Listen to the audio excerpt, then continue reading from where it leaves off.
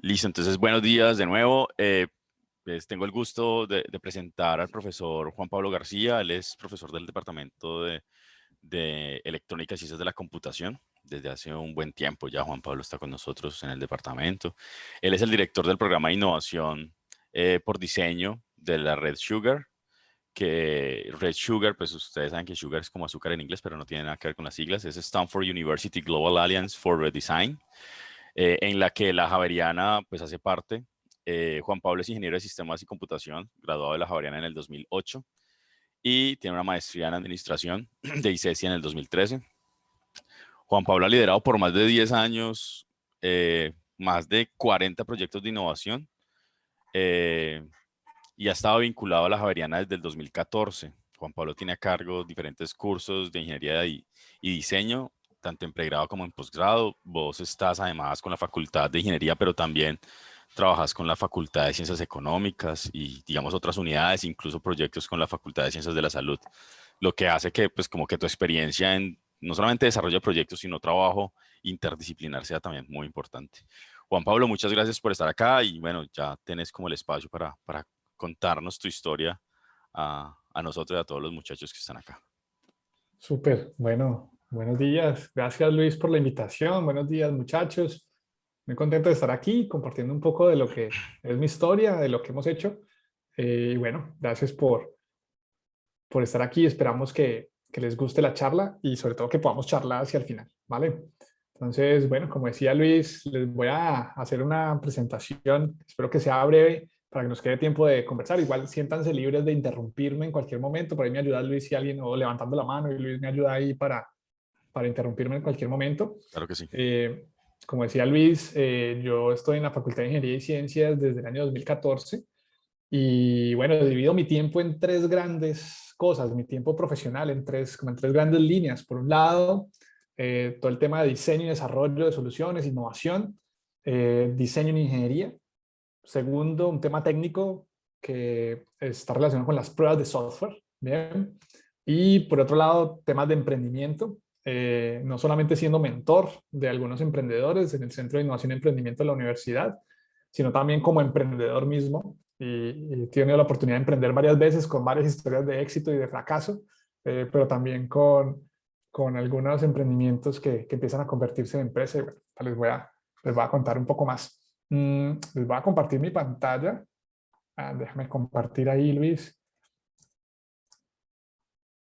Ahí ya. Ahí se ve mi pantalla. Sí, Juan Pablo, sí, sí, está bien. Ok, Javeriana es más innovación. listo, Y vale. estás Entonces, vos un poco bueno, más pollo. esa fotico es como hace 4 años. Sí. La pandemia, profe. Eh, bueno, pues este es un poco al lado izquierdo, ustedes ven los cartones. Me gusta más presentarme con los logos. Al lado derecho he tenido la oportunidad de trabajar con diferentes universidades, empresas para el diseño y desarrollo de soluciones a partir de problemáticas o retos que nos plantean las organizaciones. Eh, y trabajar también en temas de entrenamiento, formación, en temas de diseño, innovación, creatividad, emprendimiento, trabajando con empresas de múltiples sectores económicos, desde el sector financiero, trabajando con, no sé, con bancos, hasta el sector salud, trabajando con Philips, por ejemplo. Bien. Y además de eso, como les contaba hace un ratico, emprendedor, he tenido la oportunidad de emprender varias iniciativas, varias de ellas se han quebrado, otras han muerto en el intento y otras van viendo la luz después de pasar el valle de la muerte, como se conoce en el mundo del emprendimiento, y se van convirtiendo cada vez en un modelo de negocio que es replicable, es escalable y se van convirtiendo en una empresa. Bien. ¿Cómo, Quiero empezar con esta pregunta y quizás un poco de mi historia de cómo diseñar soluciones innovadoras, cómo poder saber si lo que estamos haciendo realmente agrega valor. Hay varias definiciones de innovación. A mí particularmente como ingeniero me gusta llevarlo a una formulita y me gusta definirlo, muchachos, como innovación es igual, voy a apuntarlo por aquí, innovación es igual a la creatividad llevada a la acción multiplicada por el valor. ¿Qué significa esto? Que no basta con tener ideas, hay que ser capaz de llevarlas a la acción, implementarlas realmente, pero inclusive de nada sirve llevarlas a la implementación si no agregamos realmente valor y por eso multiplica la V, porque puede ser que tengamos una muy buena idea, que la llevemos a la implementación o a la acción, pero si no agrega valor, si no resuelve realmente un problema, si no satisface realmente las necesidades de ese público al cual vamos dirigidos, hasta tal punto, con fines de lucro, si es el caso, de que alguien esté dispuesto a pagar por ello, pues realmente no podemos hablar de innovación, ¿sí? Y creo que allí está la capacidad realmente de innovar, ¿bien? Entonces, ¿cómo diseñar esas soluciones innovadoras? ¿Cómo diseñar soluciones basadas en el conocimiento, con creatividad, llevarlas a la acción y que agreguen valor? Bueno, pues justo desde esta charla se trata de las metodologías que podemos hacer para ello, pero inicialmente uno podría pensar en, bueno, por azar, un poco así empezó mi historia en el mundo del diseño, el desarrollo de productos, empezó un poco por azar. Yo en el año 2006, 2007, uno de mis primeros emprendimientos consistía en diseñar y desarrollar juegos de azar para un casino de la ciudad. Tiene sedes aquí en Cali y en Palmira. Y empecé diseñando juegos de azar. Ojo, no jugándolos, porque la esperanza matemática es negativa, pilas. Cuando van el curso de estadística bueno, de pronto si lo han visto en el colegio, la esperanza matemática es negativa, así que no los jueguen. Pero sí me gustaba diseñar y desarrollarlos. Y diseñar un poco juegos un poquito más justos. Y así empezó mi mundo, mi vida en el mundo de la innovación, con este primer emprendimiento que se llamaba Dromotec. Luego logré venderlo al casino, y bueno, eso significó unos buenos pesitos de entrada, pero realmente me empecé a dar cuenta que cuando me metí en el mundo de la creatividad, la innovación, el diseño, no se trata tanto de lo que sabemos, ¿sí? Sino que de cómo usamos lo que sabemos para diseñar y desarrollar productos o servicios que agreguen valor, ¿sí? Que resuelvan un problema. Ahí está la clave. ¿Y cómo hacerlo? Esta frase es de Larry Leifer, una de las personas que más conoce de diseño y ingeniería en el mundo. Yo creo que Larry Leifer es director de investigación de la Escuela de Diseño en Stanford, o como se llama, la D-School de la Universidad de Stanford, un ícono de la innovación en el mundo, en Silicon Valley, en Estados Unidos. Y Larry tiene esta frasecita muy chévere que efectivamente la innovación por diseño, la ingeniería de diseño, se trata acerca de cómo usamos lo que sabemos, cómo usar ese conocimiento para resolver un problema real que le interese a alguien, que agregue valor, que satisfaga unas necesidades. Y ahí está la clave. Y es por eso todo empezó por allá en el año 2007, cuando tuve la oportunidad de ser parte de la primera generación de estudiantes de la Universidad Javeriana, que tuvo la oportunidad de ser parte del primer equipo que trabajó en diseño y desarrollo de una solución innovadora para una empresa internacional, trabajando con ingenieros de la Universidad de Stanford. Esta fotico es del año 2007, junto con mis compañeros Diego, Carlos, José Luis y Giovanni, de Ingeniería Civil, Industrial y Electrónica. Y tuvimos la oportunidad de hacer ese primer viaje y abrir el camino para lo que hoy estoy a cargo y lidero también desde el programa de innovación en la U.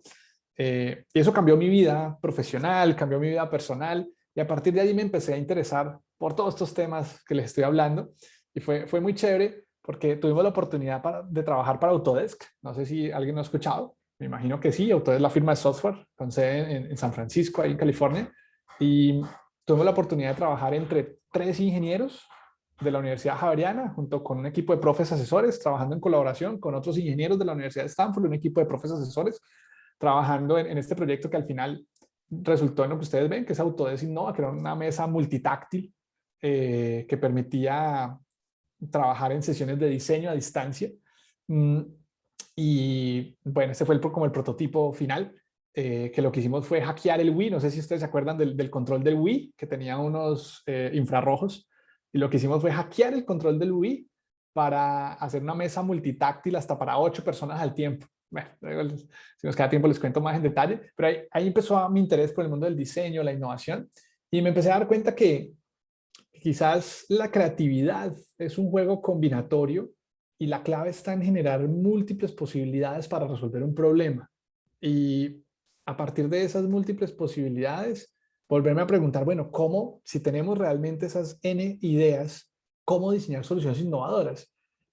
Creo que lo difícil no es que se le ocurran o no las ideas, lo difícil es implementarlas y validar si realmente por ahí es el camino y cómo reducir el riesgo de fallar, porque es muy fácil encontrar la solución correcta al problema incorrecto, o encontrar una solución que no agrega valor finalmente o que nadie quiere, o que la oportunidad de mercado es así de chiquitica y es muy difícil escalarla. Entonces, ahí es donde me empiezo a interesar por los temas de las metodologías en diseño, las metodologías de innovación, y empiezo a entender que no se trata solamente de tener una buena idea, no se trata solamente de convertirla en realidad, sino que hay que tener en cuenta muchos aspectos. Y creo que este diagramita intenta explicar bastante bien, porque para poder innovar y diseñar algo que realmente agregue valor, se necesitan varias cosas. Uno, entender los deseos y las necesidades de las personas. Aquí hablamos de deseabilidad, ¿sí? Se conoce en la literatura. Pero también no basta con entender las necesidades y los deseos de las personas. Tenemos que poder hacerlo viable, tenemos que poder hacerlo factible. Entonces hablamos de factibilidad, ¿sí? Tecnológicamente hablando, es decir, que eso que se nos está ocurriendo sea realmente factible diseñarlo y desarrollarlo con la tecnología actual. Recuerden, no se trata de lo que sabemos, sino de cómo usamos lo que sabemos para desarrollar esa tecnología. Bien, y aquí en este camino que ustedes empiezan de la ingeniería, pues aprovechen esos conocimientos que van a empezar a aprender para realmente resolver problemas. Ahí está la clave. Los proyectos de cada curso, los proyectos de semestre son lo más fascinante que yo creo que se van a encontrar a lo largo de su vida universitaria. Aprovechenlos para, ¿no?, que no se conviertan solamente en proyectos por cumplir por una nota, sino que se conviertan en oportunidades para quizás se conviertan después en su trabajo de grado o su emprendimiento, ¿por qué no? Bien, y ahí la universidad tiene muchas oportunidades que ustedes pueden aprovechar con el Centro de Emprendimiento e Innovación, los mismos profes que trabajamos en el tema, etcétera, etcétera. Y después no basta solamente con hacerlo factible, sino que necesitamos encontrar la vuelta desde el punto de vista del negocio, aunque sea para que sea sostenible. Bien, y entonces hablamos de viabilidad o sostenibilidad, depende del autor, sostenibilidad, y es encontrar un modelo de negocio que permita que sea sostenible. Cuando logras mezclar deseabilidad, factibilidad y sostenibilidad, realmente puedes ver que realmente puedes encontrar que se puede convertir en innovación. Y es por eso que una de las metodologías que busca abarcar esto, deseabilidad, factibilidad y sostenibilidad, es el Design Thinking. Este es Larry Leifer, del que les hablaba hace un ratico. Y Larry define el Design Thinking de una forma bien, bien chévere, y es que lo define como más que una metodología, más que un conjunto de pasos. Y es una filosofía, una forma de enfrentarse a los problemas basada en dos pilares fundamentales. Una, la investigación centrada en el ser humano, en entender muy bien cuáles son los deseos, las necesidades de las personas para quienes vamos a diseñar la solución. Y segunda, el prototipado iterativo. Creo que ya les han hablado de iteración, creo que en su curso introductorio a la programación ya saben que es iterar, ¿cierto? Hacerlo cíclico una y otra vez, un ciclo. ¿Bien? Entonces ya me imagino que ya saben de ciclos for, ciclos while, etc. En hacerlo una y otra vez. El prototipado iterativo como una de las claves fundamentales para reducir el riesgo de fallar. Ahí está la clave. No debemos casarnos con la primera idea, tenemos que tener la capacidad de que a partir de ese prototipado, de implementar las ideas, hacer productos mínimos viables, podamos ver si funciona o no funciona, y si no funciona, tener la capacidad de pivotear, de explorar por otro lado, hasta que le tratemos de dar la vuelta y podemos hacerlo algo que realmente las personas quieran o deseen, e inclusive estén dispuestos a pagar por ello. Entonces, eso es lo que hacemos, eso es lo que yo me encargo desde el rol principal que ejerzo, además de mis cursos pues, de pregrado y posgrado. Y un poco como lo hacemos es a través de equipos interdisciplinarios que buscan ir hacia la transdisciplinariedad. Ya les voy a contar un poquito de eso. Este es una fotico ejemplo del proyecto que hicimos con Philips en el año 2019. Fue un proyecto muy interesante en el cual tuvimos ingenieros de todo tipo, como ustedes ven ahí en la imagen. Ya saben ustedes quiénes son los colombianos y quiénes son los indios. Pero fue un proyecto muy interesante porque cuando somos capaces de ver un problema desde diferentes perspectivas, aumentamos las probabilidades de innovar. Y buscamos que ese equipo interdisciplinario pueda ir hacia la transdisciplina, es decir, que no solamente sea, no, es que yo lo veo desde mi ingeniería electrónica, no, es que yo lo veo desde mi mecánica, no, es que yo lo veo desde sistemas, no, cuando somos capaces de combinar esos conocimientos, vamos pasando de lo inter a lo transdisciplinario, y ahí están las oportunidades para realmente innovar. Ahí está la clave. Y a nosotros nos gusta conformar equipos con las tres I: internacionales, interdisciplinarios e interculturales, como una de las claves fundamentales para aumentar las chances realmente de innovar en los proyectos que hacemos. Otra de las claves fundamentales para entender realmente las problemáticas, las necesidades de las personas y esa deseabilidad de entender las necesidades, tiene que ver con una palabra que está muy de moda en el último tiempo, y tiene que ver con la empatía, con empatizar, con ser capaz de ponerse en los zapatos del otro, ser capaz de entender los problemas no desde mi punto de vista, sino desde el punto de vista del otro. Como diría algún autor famoso sobre el tema, no es solamente ponerse en los zapatos del otro, sino ser capaz de correr una maratón completa con ellos puestos. Ahí realmente te das cuenta de lo que vive y siente el otro. Juan De eso Pablo, se trata. Sí, una pregunta. Vivian por ahí dale, alzó la mano. dale. Vivian. Pues, o sea, con lo que él dice y sobre todo pues con lo de la interdisciplinariedad, pues o sea, se me vino la duda que cuando uno trabaja en estos equipos tan amplios y tan diversos, pues supongo yo que han de haber ciertas diferencias de ideas y Total. pues todo eso. Entonces, no sé, pues, te iba a preguntar cómo se hace para manejar todo eso y qué tan difícil es manejar esas diferencias que se pueden dar en este tipo de equipos tan diversos. Muy buena pregunta, Vivian, gracias. No es fácil manejar un equipo interdisciplinario porque cada quien tiene su forma, su mindset, sus egos, ¿cierto? Desde cada ingeniería tenemos nuestros egos. Entonces, está el ego de los electrónicos, está el ego de los de sistemas, está el ego de los biomédicos, está el ego de los mecánicos. Y cuando trabajas inclusive con profesiones por fuera de la ingeniería, con diseñadores, con administradores, con psicólogos, con médicos, se vuelve aún más interesante. Pero ahí hay que entender dos cosas. Una es que es necesario ese compartir de saberes, prácticas, conocimientos, formas de hacer las cosas para que realmente podamos aumentar las chances de innovar. Y con Jaime Aguilar tenemos una frase y es que si hay conflicto, las cosas van bien. Si hay conflicto significa que estamos debatiendo las diferentes perspectivas y posiciones desde cada orilla de cada profesión, y cuando hay conflictos porque las cosas van bien. ¿Bien? Entonces, eso es bueno desde el punto de vista de equipo para aumentar las probabilidades de innovar.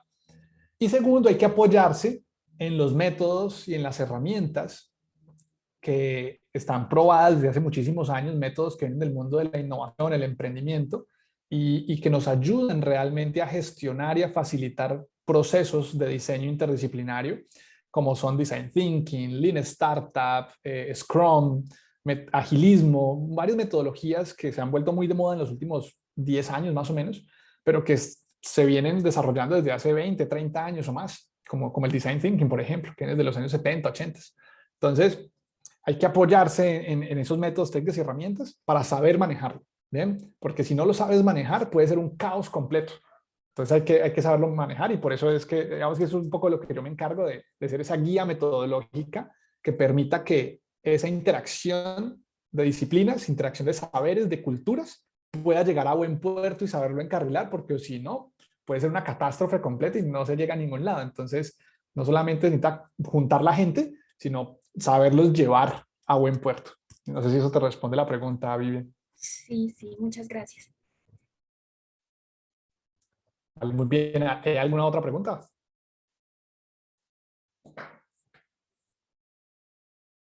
Vale. Voy a tratar de cerrar en los próximos 5 minuticos. Entonces, otra de las claves fundamentales es, como les decía, empatizar. Y preocúpense por entender muy bien los problemas. Preocúpense primero por dejar de lado quizás nuestro aspecto técnico. Yo siempre le digo a los ingenieros que empiezan a trabajar conmigo, y es, quiero que se convierta en la mejor versión de no ingeniero, ¿sí? Quiero que se olvide por un momento de todo lo técnico que ha aprendido hasta ahora. Lo vamos a necesitar, pero después de el primer mes, o el segundo mes, o el tercer mes, cuando primero entendamos bien el problema, ahí sí vamos a empezar a utilizar nuestro conocimiento técnico para tratar de resolverlo. Pero inicialmente no quiero que desarrolles una línea de código, no quiero que desarrolles un circuito. Me interesa que primero entiendas el problema. Ahí está la clave para luego poder diseñar y desarrollar soluciones realmente que satisfagan las necesidades de los usuarios y que agreguen valor. Y después de eso, la otra clave es prototipar rápido y barato, experimentar y fallar, ¿sí? Y empezar, dejar de discutir tanto si la idea es buena o mala, dejar de discutir y pensar tanto si será que es buena, será que es mala, dejar de discutir tanto entre el equipo y manos a la obra. Experimentar y fallar es fundamental para validar los supuestos, para validar hipótesis, si por ahí es el camino o no. Y el mindset, la configuración mental que deberíamos tener, es una configuración mental de experimentar lo más rápido y lo más barato posible para pasar de prototipos muy rápidos y muy baratos, feos, pegados con cinta, con todos los cables por ahí volando, para luego empezar a iterar y empezar a mejorar la resolución o la fidelidad del prototipo para pasar de lo que ven en la izquierda a lo que ven en la derecha, por ejemplo, que fueron los primeros prototipos de una órtesis inteligente que trabajamos con Philips en el año 2019. ¿Bien? Entonces ahí está la clave. Hay que prototipar rápido y barato.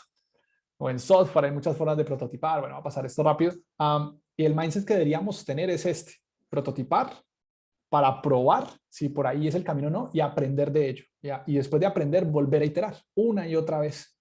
Y en ese mindset, en esa forma de abordar el problema, vamos reduciendo el riesgo de fallar en este mundo del diseño en ingeniería o de la innovación en general, diseño de soluciones a partir de un problema o un reto. Bien, y eso es un poco lo que tenía para contarles. Me gustaría pasar a preguntas, dudas y luego mostrarles algunos ejemplos de lo que hemos hecho. Muy bien, Juan Pablo, muchísimas gracias. Bueno, muchachos, aprovechen y pregunten sobre lo que ha presentado Juan Pablo y sobre otros temas, ¿no? Sobre lo que ustedes quieran. Camila, dale. Hola, Hola. yo tengo una pregunta y es como, o sea, ¿cómo se dan cuenta, por ejemplo, cuando un proyecto como que no va a funcionar, por así decirlo? O sea, ¿hasta qué punto llegan como para decir, no, esto no está funcionando o esta idea no está buena? Tipo, ¿en qué momento se dan cuenta que algo no está funcionando, por así decirlo?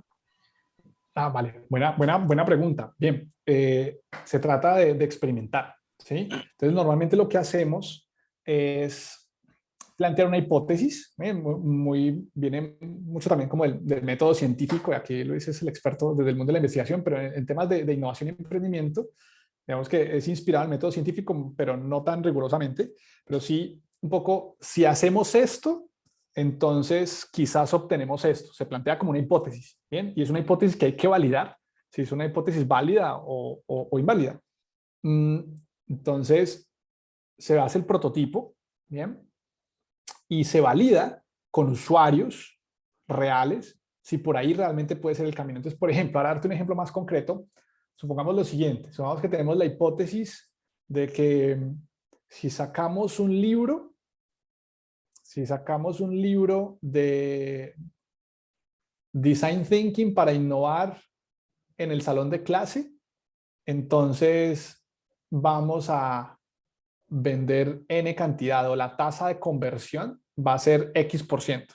No hablo de tasa de conversión, significa el número de profes que estarían interesados en comprar el libro sobre el total de profes. ¿Sí? Entonces, ¿cómo hago para hacer el prototipo y validar si por ahí puede ser el camino? Pues no tengo que hacer el libro. ¿Sí?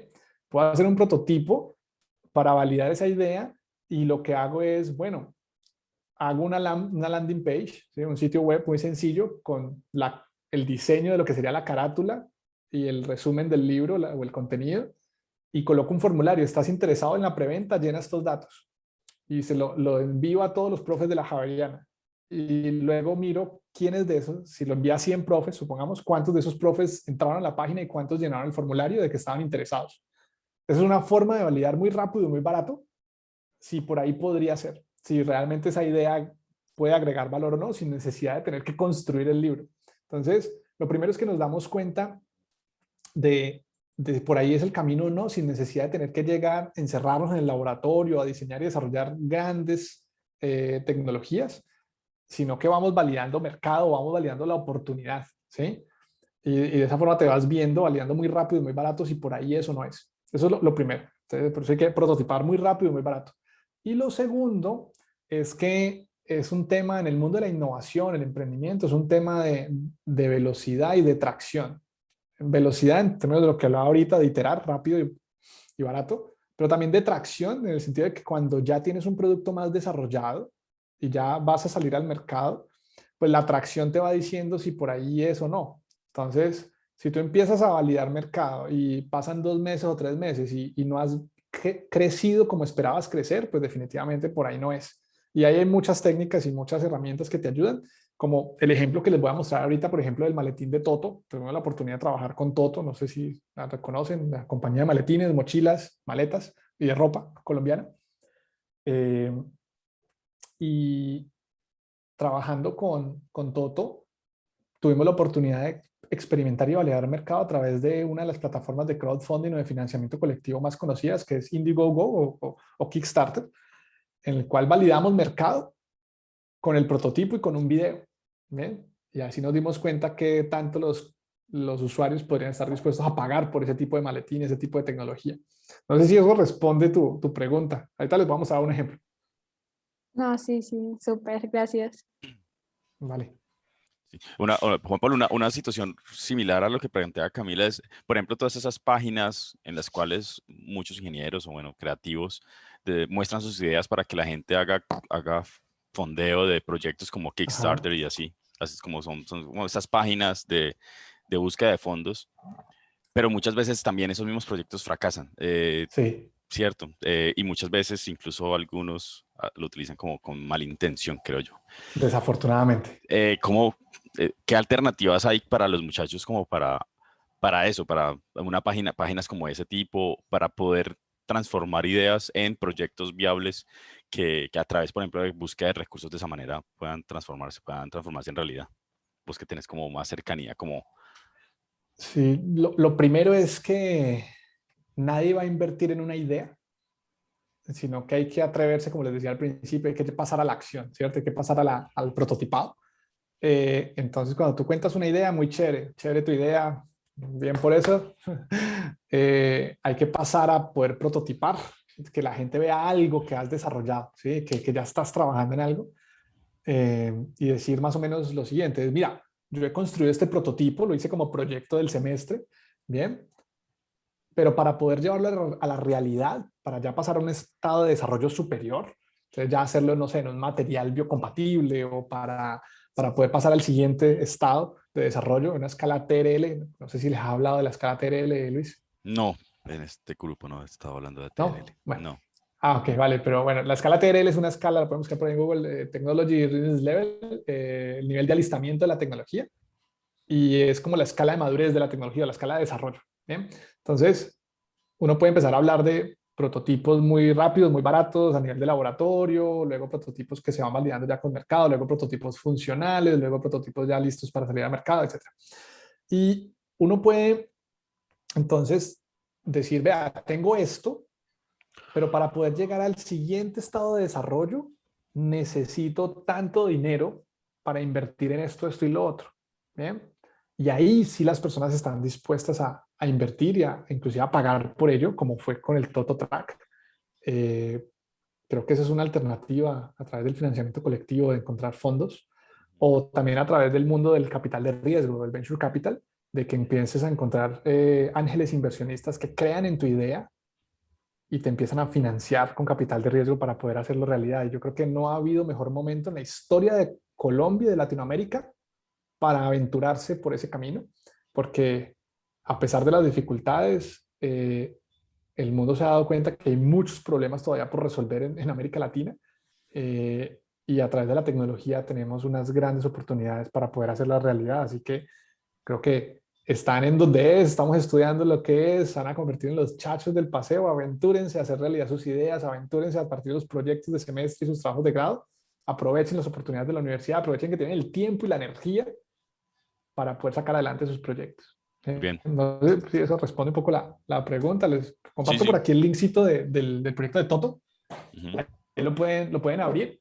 Y bueno, ahorita si nos queda tiempo, pues ponemos el video para todos o lo pueden dejar ahí, lo ven ahorita. Pero básicamente lo que hizo Toto fue eso. Trabajó con nosotros en un proyecto de innovación abierta, como se llama los proyectos que yo lidero, Ujú. Alianza Universidad Empresa.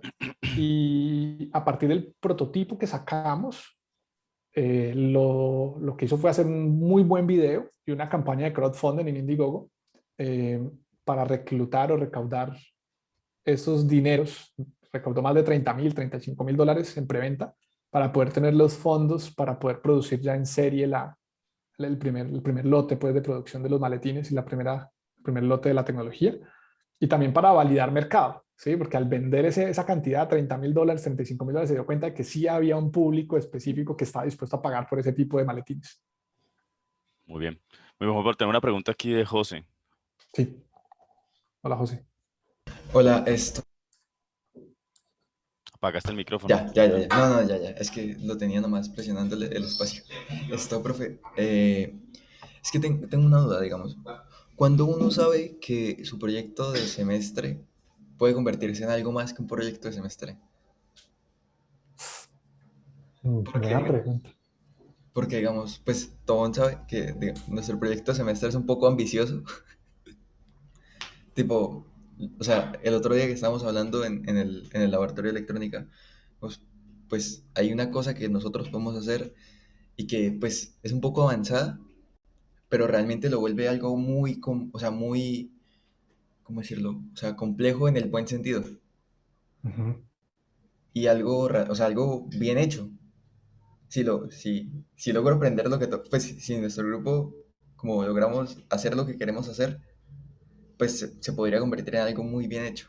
Pero pues no sabemos, o sea, no sabría yo decir como cuándo un proyecto de semestre deja de ser un proyecto de semestre y empieza a ser algo más. Ok. Vale, buena pregunta, José. Em, yo creo desde mi experiencia que puedes tener señales de que puede convertirse en algo más que un proyecto de semestre cuando veas dos cosas. Uno es que o posibles clientes, porque puede ser diferente cliente-usuario, a veces el mismo usuario es el mismo cliente o puede ser distinto. Cuando hagas esos procesos de validación de usuarios o de clientes, veas que realmente agregas valor, veas que realmente les estás resolviendo un problema, que realmente les estás... Hay una metodología que a mí particularmente me gusta mucho, que se llama el job to be done, ¿sí? La tarea por ser hecha. ¿Sí? Cuando les resuelves una tarea, cuando les resuelves un problema, y las personas dicen, buenísimo, ¿cuánto vale? O, uy, eso me solucionó un poco de tiempo. O, uy, eso me disminuye la carga operativa en tanto, no sé. O, uy, eso me permitiría tal cosa. Ahí estás resolviendo un job to be done, ese deseo de resolver algo, esa tarea por ser realizada. Ahí ves una oportunidad de que realmente pueden haber cosas interesantes y que inclusive pueden haber personas dispuestas a pagar por ello. Pero para eso necesitas validar. Creo que la palabra clave es validar. Validar con posibles usuarios, validar con posibles clientes. Es la única forma de darte cuenta si ese proyecto de semestre puede convertirse en algo más que un simple proyecto de semestre y puede dar una oportunidad de mercado, una oportunidad para innovar, una oportunidad para solucionar un problema realmente interesante. Y ahí, si quieren, para todos, cuenten conmigo. Normalmente me gusta charlar de esas ideas, iniciativas que se puedan llevar después al Centro de Innovación y Emprendimiento de la universidad y que podamos irlos encaminando a que realmente se pueda convertir, ¿por qué no?, en una iniciativa de emprendimiento de base tecnológica. Ese sería como la primera recomendación, validación. Hay que validar, ¿sí? Hay que interactuar con usuarios, con posibles clientes. Y lo segundo puede ser que te das cuenta de que esas señales que te da puede ser una muestra de que realmente por ahí puede haber algo interesante, son vigilancia del entorno, ¿sí? Vigilancia tecnológica, benchmarking. Si te encuentras que hay otros que están haciendo cosas similares, es porque seguro hay una oportunidad de mercado. Si te encuentras que hay otros emprendimientos alrededor del mundo que pueden estar haciendo cosas similares para resolver el problema o que resuelven el mismo problema de una manera distinta, es porque seguro hay oportunidad. O si te encuentras que hay empresas o emprendimientos patentando en esa línea, es porque seguro hay una oportunidad. Entonces, el mercado, la vigilancia tecnológica, la vigilancia de mercado te va dando señales de que por ahí puede haber algo chévere. Y para eso existen pues muchas bases de datos. Yo te recomiendo, por ejemplo, en términos de emprendimiento, puedes buscar bueno, no sé si el profe Luis les ha hablado ya de temas de vigilancia tecnológica, de temas de patentes y esto, pero en términos de emprendimiento, por ejemplo, hay una base de datos muy chévere que se llama Crunchbase, y ahí en Crunchbase puedes buscar por sector, bueno, tener una miradita es chévere y pueden ver, por ejemplo, emprendimientos colombianos, cuánto capital de riesgo han levantado, etcétera, etcétera. Y es una base de datos chévere para ver por ahí oportunidades. Juan Pablo, en la misma línea y basado como en tu experiencia, cuando vas a validar, ¿cierto? Lo que le planteabas allá, José, que hay que validar con usuarios. Cuando llevas estos prototipos pegados con cinta adhesiva y tal, ¿cómo es la percepción de las personas? Porque van a decir, pero ¿esto qué es, cierto? Pero ahí es un prototipo que, digamos, funciona, no es muy bonito, pero de alguna forma pues se acerca a lo que el desarrollador quiere. Pero ¿cómo es la percepción del usuario y del cliente cuando se le pregunta como por su experiencia? Porque, digamos, no, pues no es lo que un usuario quisiera con digamos, una finalización, con una Verlo ya estética. terminado, ¿no? Y Producto eso. terminado, producto listo para salir al mercado. Ujú, Sí, no, lo primero es crear una relación de confianza. ¿Sí? En ese proceso de empatía, ujú, poder, ojo que no debería vincularse al usuario al final cuando quiero validar, sino que debería vincularse a los usuarios desde el principio, a priori, cuando empiezo a entender el problema, cuando ujú. empiezo a entender las necesidades. Entonces, si tú lo vinculas a los usuarios desde el principio,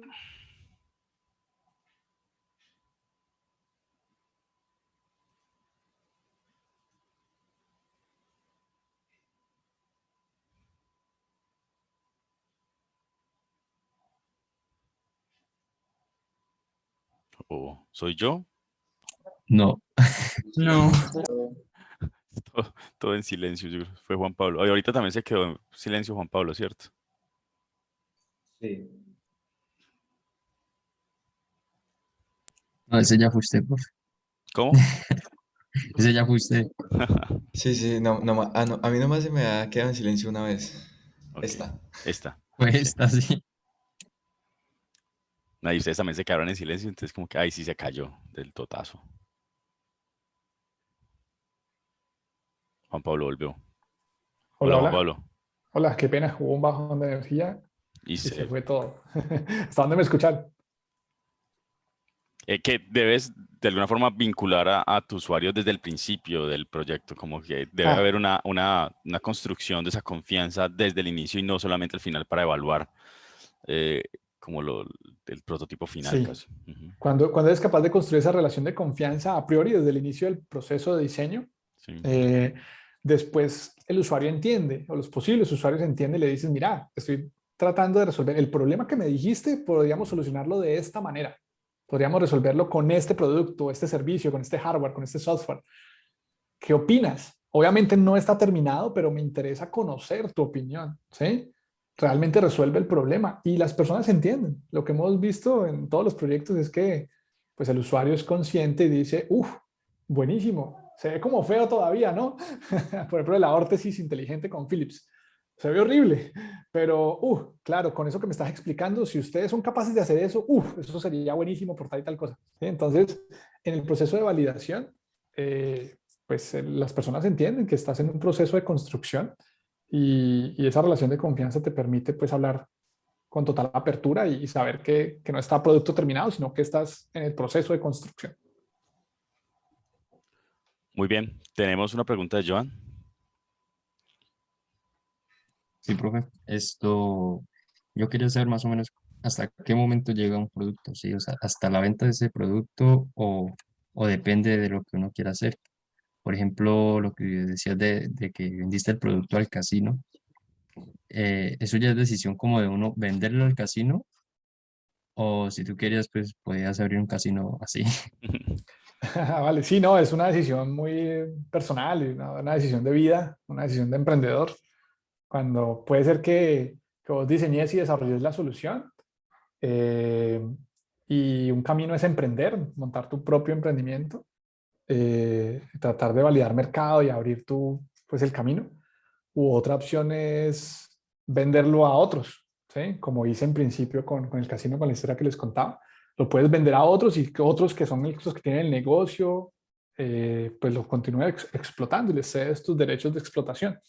Eh, Hay diferentes formas, ¿sí? Y ahí también juega la propiedad intelectual. Entonces tú también puedes empezar ya después de que estás empezando a trabajar en el tema, ya puedes buscar mecanismos de protección a través de patentes, ¿sí?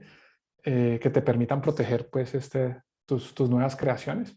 Y luego no solamente cedes pues los derechos de explotación de la máquina, del producto, del servicio, sino que también cedes los derechos de explotación de la patente o cualquiera que haya sido el mecanismo de protección intelectual, pero es una decisión absolutamente personal, ¿vale? Muy bien, tiene Vivian. también una pregunta Vivian, sí. Vivian. O sea, yo iba a preguntar, ¿qué tan relacionada está la ingeniería con lo que es el emprendimiento? Y, o sea, pues no sé, ¿cómo, cómo nosotros como ingenieros podemos ver el potencial en un producto o pues un servicio, lo que sea que hagamos para que pues sea parte de un emprendimiento, así como usted dice. Vale, ¿qué tan relacionada está? Yo diría todo, 100%, eh, y en varias líneas. Les voy a compartir por aquí otro linkcito de lo que hacemos en la U, en Alianza Universidad Empresa. Aquí les dejo el link de la red Sugar que les comentaba Luis al principio, que yo dirijo este tipo de proyectos desde la U. Y puede ser en varias líneas. Una, diseñando y desarrollando soluciones a partir del conocimiento en ingeniería. Como les mostraba la imagen, no se trata tanto de lo que sabemos, sino cómo usamos lo que sabemos. Y estamos en una sociedad del conocimiento. Y en el cómo usar ese conocimiento para diseñar productos o servicios que resuelvan un problema está la clave. Ya sea que lo diseñemos y lo desarrollemos para empresas ya establecidas, ¿sí? Como los proyectos que yo dirijo, trabajando con Toto, con Philips o algunos otros ejemplos que ahorita les muestro. O sea para emprender. Las oportunidades están cuando somos capaces de crear soluciones basadas en el conocimiento y logramos llevarlas hacia un producto o servicio que realmente resuelva un problema de las personas. Y ahí los ingenieros, todo lo que nos rodea, yo diría que la gran mayoría de cosas que nos rodea ha sido hecha por ingenieros, ¿sí? Si tú miras a tu alrededor, el software que te rodea en este momento en tu computador, en tu celular, hablando de ingeniería civil, las vías, las construcciones, las casas, eh, la ingeniería es un motor de innovación de la humanidad desde siempre. ¿Cierto, Luis? Ahí bueno, había que hablar un poco de historia de la ingeniería, pero la ingeniería ha sido el motor de avance de la sociedad, uno de los motores de avance de la sociedad desde sus inicios. Así que 100% relacionado. De acuerdo, no, eso sí lo hemos hablado. Juan, Hola, buenos días. Johan. Sí, Juan, ahorita hablaste sobre, pues, tienes mucha experiencia trabajando con diferentes proyectos. Me gustaría si de pronto nos podrías contar algún proyecto que te haya, por ejemplo, gustado particularmente y que hayan fallado, por ejemplo, en las últimas etapas de desarrollo, que estaban diciendo, bueno, todo bien, muy bien, y que al final, pues, no se logró conseguir, pues, para saber cómo que aprendiste, qué se puede aprender de eso. Vale, esa pregunta está brava. Pero bueno, sí, varias historias eh, a ver, ¿cuál te cuento? De pronto, un proyecto que hicimos con una empresa vallecaucana eh, y creíamos que todo iba bien. Hicimos los prototipos, validamos con muchos usuarios, iteramos, cambiamos el prototipo, volvimos a iterar, aprendimos, volvíamos a iterar, hicimos otro prototipo y fuimos refinando el prototipo, aumentando la fidelidad del prototipo, fuimos validando mercado, fuimos viendo que por aquí era, por aquí no, aprendiendo, etc. Pero el proceso de diseño muy bien hecho. Creíamos que teníamos un gran producto o un gran servicio, ¿sí? Era un tema básicamente de software.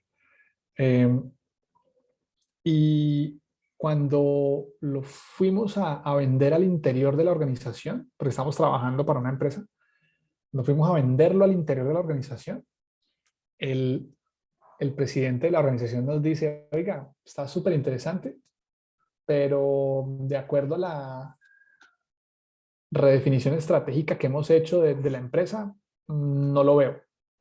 Muy chévere, muy bonito, muy bacano, creo que hay una gran oportunidad de mercado, pero de acuerdo a la redefinición estratégica, no lo veo en este momento y el proyecto se murió, el proyecto quedó ahí estancado. Entonces, ¿cuál es el aprendizaje? ¿Por qué les cuento este ejemplo? Porque no basta solamente con entender muy bien el problema. Cuando estás trabajando para una empresa, ¿no? No basta solamente con entender el problema, no basta solamente con prototipar iterativamente para disminuir el riesgo de fallar, como les he contado. No basta con validar, sino que inclusive necesitas ver cómo eso que estás diseñando, desarrollando, se alinea con los objetivos estratégicos de la organización para la cual estás trabajando, ¿sí? Entonces ahí pueden haber muchas diferencias y es necesario no solamente tener una visión desde el punto de vista del usuario o una visión desde el punto de vista de la ingeniería, sino tener una visión de negocio, una visión administrativa para poder realmente lograr una innovación. Creo que ahí está como las Pablo, 3 claves para poder sacarlo. Juan Pablo, pero hasta dónde también muchos de los éxitos, o por lo menos de los que uno escucha, muchos de los casos de éxito tienen una gran dosis de terquedad en las que los desarrolladores, los Total. innovadores, le dicen no, eso no tiene ningún sentido, pero las personas siguen y siguen dándole y siguen hasta que incluso saliendo de compañías, generando sus propias compañías, buscando recursos. Y creo yo que precisamente es a través de ese esfuerzo que finalmente muchos logran sus objetivos y les demuestran a todos los que le dijeron eso no tiene ningún sentido, pues lo contrario. Que sí. Ajá. Sí, eso era el punto de la innovación empresarial, ¿no? La innovación organizacional. Ujú, Pero cuando pasa eso, es muy probablemente porque la organización va hacia otro rumbo, tiene otro norte, ujú. pero quizás es la oportunidad para saltar del charco, ¿no? Y intentar emprender. ¿Sí? Entonces, bueno, si ellos no ven por aquí, Saltar del bote al charco, más bien. sí, bueno, sí, saltar y aventurarse, tirarse al agua, al Tercera, charco bueno. y tratar de intentarlo, porque pues puede que sí, puede que sí haya oportunidad. El mejor ejemplo de eso es, por ejemplo, la historia de WhatsApp. No sé si conocen la historia de WhatsApp con Google, cómo esta persona sale de Google, ¿cierto? Crea WhatsApp, crea su hipótesis y luego Google lo termina comprando, ¿cierto? Mm, Eh, Ve Facebook, perdón. sí. Sale de Facebook y luego Facebook termina comprándolo. Es como una buena historia. Pero definitivamente tiene un poco de terquedad, tiene un poco de creerse la hipótesis y tratar de demostrar que uno puede estar en lo correcto. Pero ahí realmente la clave es validar. La clave es poder demostrar que por ahí es, poder tener tracción y, y bueno, es un tema riesgoso, ¿no? Porque puede ser que sí y puede ser que no. Mm, Pero vale la pena correr el riesgo. Bueno, pues hay muchos que han corrido el riesgo y la han sacado del estadio. Pero hay otros que han corrido el riesgo y definitivamente se dan cuenta que no, que estaban equivocados o que ujú. la oportunidad de mercado era así de chiquitica y se dan cuenta que de pronto los inversionistas de riesgo, la organización para la cual estaban trabajando antes tenían algo de razón, pero es un tema de correr el riesgo. Lo que pasa es que las probabilidades son bajas y los números lo demuestran. Mira, los venture capitals o los inversionistas de riesgo saben que la clave en el mundo de la innovación y el emprendimiento es atomizar el riesgo. ¿Qué significa esto? Esto es basado en un principio muy sencillo colombiano que dice no ponga todos los huevos en la misma canasta. Entonces, ¿qué hace un venture capital? Invierte en 100 emprendimientos y de esos 100 emprendimientos en los cuales ha invertido, Ujú. sabe que 90 o un poco más de 90 van a quebrar. Algunos 2 o 3 o 4 van a hacer algo de dinero para permitir recuperar algo de la inversión y quizás 1 o 2 la va a sacar del estadio. Pero con esos 2 que la saquen del estadio recupera con creces el dinero que invirtió en los otros 90 que se quebraron. Entonces la clave está en atomizar el riesgo. Ya, una pregunta antes de darle la palabra a Joan ya para la última pregunta. Yo creo que también deberíamos nosotros como docentes tener ese riesgo, ¿no crees, Juan Pablo? O sea, digamos que yo viví en Estados Unidos como el otro lado y es profesores que todos los profesores tenían emprendimientos y no pocos, más o menos en los números que vos decís. Yo recuerdo un profesor que nos dio una charla y tenía 10 emprendimientos y de esos 10 emprendimientos, uno se lo vendió a DuPont y con eso, y una millonada. O sea, con eso sacó el resto. Eh, ¿Cómo hacer para que los profesores tengamos ese espíritu aventurero de emprender? Porque es que los emprendimientos nuestros se pueden realizar con los mismos estudiantes, ¿cierto? Pero es compleja esa conexión. Y cortico para darle la palabra a Joan ya para cerrar.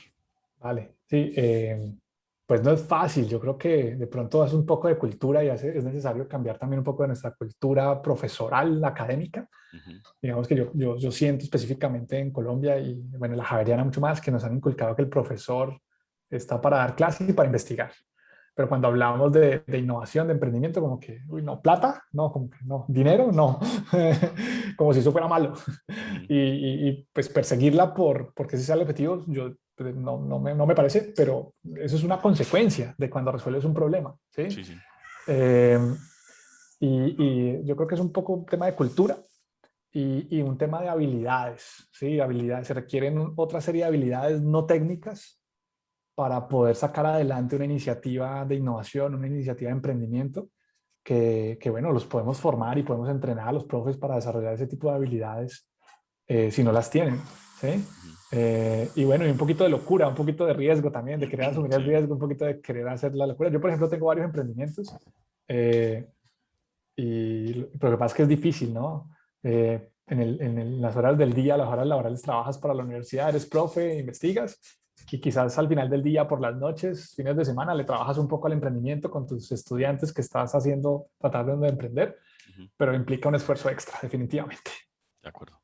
Muy bien. Joan, la última pregunta. Te toca a vos cerrar. Sí, profe, Dale, pues como tal 2 preguntas, sino como agregar un comentario y pues dale. era lo que decías. Y como que por eso como que refutan mucho lo que es la educación y eso, pues porque dicen que los profesores solo enseñan, ¿sí? O sea, de forma teórica, más no hacia dónde va el mundo, Ujú. como el tema de emprendimiento y toda esta vuelta. Eso, que ya lo dijiste, pues. Ah, ya. Sí, no, digamos que sí, no, digamos que también tenemos nuestra componente profesional y práctica, pero en este campo, porque no todo es emprendimiento, ¿cierto? El emprendimiento Sí, es una opción de una opción. cantidades. Los profesores debemos ser un poco integrales, mucho más integrales. Debemos ser investigadores, como decía Juan Pablo, que es como el paradigma de profesor universitario. También podemos tener nuestras propias consultorías, también podemos hacer emprendimientos, desarrollo de productos, ¿cierto? Y hacer productos y venderlos, que eso no necesariamente implica un emprendimiento. Entonces yo creo que, sí, yo creo que el concepto de profesor solo dictador de clases, yo creo que eso está, ese es del pasado, digamos. Yo creo que ahora los profesores tenemos que tener un perfil mucho más abierto, mucho más amplio, como lo planteaba también Juan Pablo y como lo planteas vos. Estoy de acuerdo. Sí, Listo, son muchachos. caminos, ¿no? Son Sí, son caminos. No caminos. significa, ahora, no todos necesariamente tienen que sentir que hay que emprender. Ujú, Querer vincularse a una organización ya existente e innovar ujú, desde el interior de la organización es sí, un camino absolutamente viable y hacer carrera dentro de la organización sí. es perfectamente válido. Y hacerlo bien. Y yo creo que es la mayoría, yo creo que la mayoría, no vamos a mentirnos, la mayoría están en esa línea de ser empleados, ¿cierto? De empresas buenas. Algunos seguirán una línea académica, otros seguirán una línea emprendedora. Son muchos caminos, no hay un camino adecuado o no adecuado. Yo creo que son, de todo debe haber. Bueno, Es un muchísimas tema de gracias. pasión. Listo, Juan Pablo, muchísimas gracias. Fue Vale. una hora muy chévere, muy entretenida y espero que a los muchachos les haya servido como para aclarar muchas de sus ideas y preconceptos que tenían sobre qué es emprender, sobre el diseño de productos, sobre design thinking y sobre Juan Pablo García. Nos vemos Vale, entonces. Y súper, sigan ¿no? a Juan Pablo Gracias. NDX, apóyenlo con su curso online, con su MOOC.